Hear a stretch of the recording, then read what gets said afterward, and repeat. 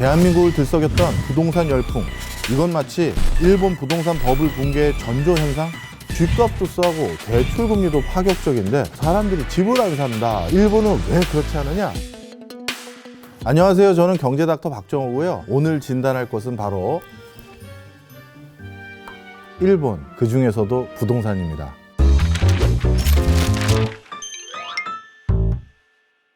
한국 부동산이 일본 부동산에 따라갈 수밖에 없다고 하던데 이거 진짠가요? 일부는 맞는 부분이 있고요. 일부는 안 맞는 부분도 상당히 많습니다. 사실 많은 분들이 일본 하면 지방 소멸, 초고령 사회, 빈집이 많아지고 있고 잃어버린 30년이라고 표현되는 부동산 가격의 폭락, 심지어 1엔짜리 빈집도 있다고 하는데 사실인가요? 사실입니다. 우리나라도 이제 그런 경로를 걸어가는 거 아니냐 이런 걱정들 하고 계실 텐데요. 사실 우리가 알고 있는 일본의 부동산은 실제 일본의 부동산과 전혀 다른 모습입니다. 오늘 그래서 일본의 부동산에 대한 많은 선입견들을 깨드리면서 얘기를 좀 해드려야 될 것 같아요. 일본의 모든 부동산이 저평가되는 것은 절대 아니에요. 실제 일본 정부에서 발표한 통계를 하나 가져왔는데요. 일본은 최근 들어서 30년 만에 부동산 가격 지수가 상승으로 돌아섰는데요. 2010년도에 아파트 시세를 100이라고 했었을 때 2020년 4월 시점에는 아파트 가격 지수가 152.7로 무려 2010년에 비해서 1.5배나 상승했습니다. 이것도 우리가 알고 있던 선입견과 상당히 다르죠. 교수님, 일본에서는 도쿄에서도 집이 점점 비어지고 집값이 자꾸 떨어진다고 하는데 우리나라 서울과 같은 도쿄에서 그렇다는데 이거는 엄청난 충격 아닙니까? 자, 여기에서도 우리가 좀 선입견을 풀어야 되는데요. 도쿄는 서울과 같은 시가 아닙니다. 도쿄는 도예요. 그러니까 우리로 따지면 경기도라고 생각하시는 게 오히려 더 적합할 겁니다. 그런데 우리나라도 판교라든가 분당이라든가 이런 일부 지역은 부동산 가격이 천정부지로 올랐던 적이 있지만 그렇지 않은 지역은 오히려 부동산 가격이 계속 떨어지거나 정체 상태에 있는 곳도 있죠. 따라서 일본의 도쿄도에도 이렇게 희비가 엇갈리는 것이지 모든 지자체의 집값이 다 폭락하고 빈집만 늘어나는 것은 아닙니다. 사실 우리나라 사람들이 일본의 부동산 하면 크게 부러워하는 게 한 두어 가지 있었습니다. 첫 번째로 일본은 집값이 싸요. 그것도 도심지라고 할 수 있는 오사카라든가 도쿄 이런 근처의 집값도 상대적으로 싼 매물들이 많습니다. 뿐만 아니라 대출을 받아서 사는 게 통상적이잖아요. 근데 대출 금리가 또 파격적입니다. 쥐값도 싸고 대출 금리도 파격적인데 사람들이 집을 안 산다 이렇게 얘기를 하는데요. 일괄적으로 얘기하기가 조금 힘든 부분이 있어요.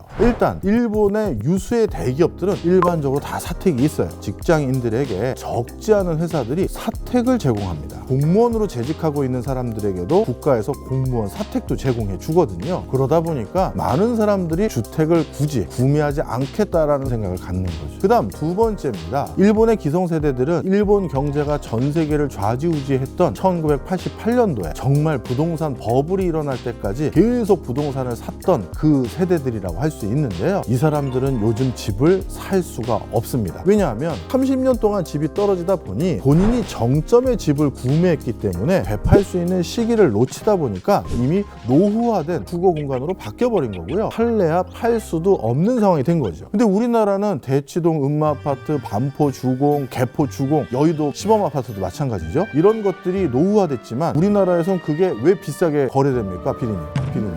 위치가 좋은. 전혀 부동산에 관심이 없으시군요. 바로 재건축, 재개발이죠.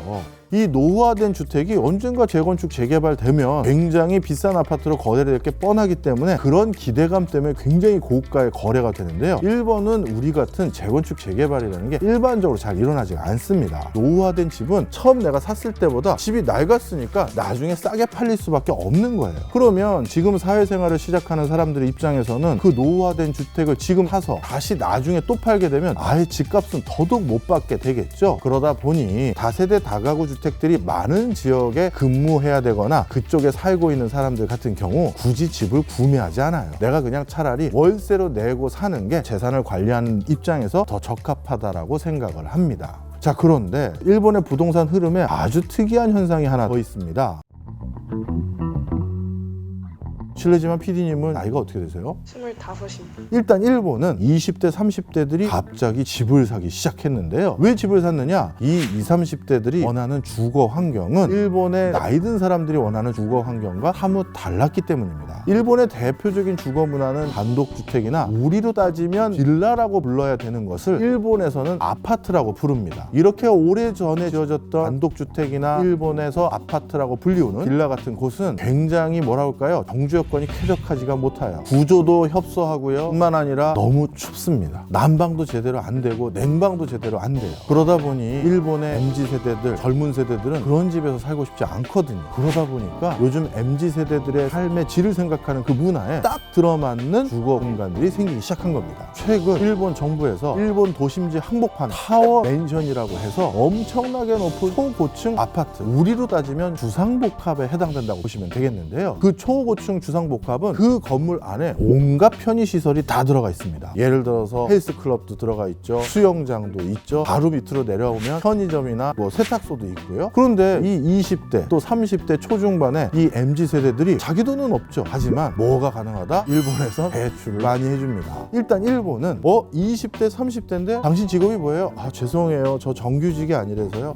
직업만 있으면 돼요. 끝났고요. 그 다음에 제가 사실 연봉이 많지 않아서요. 그래도 상관없어요. 그리고 저는 이 집을 구매하는데 제 돈이 거의 없어요. 그래도 상관없어요. 지금 무슨 얘기냐? 집값이 10억이면 10억까지도 대출이 가능합니다. 놀랍지 않으세요? 그리고 이 10억 대출 받으면 그 다음 걱정해야 될 게 뭘까요, 피디님? 대출 갚는 거.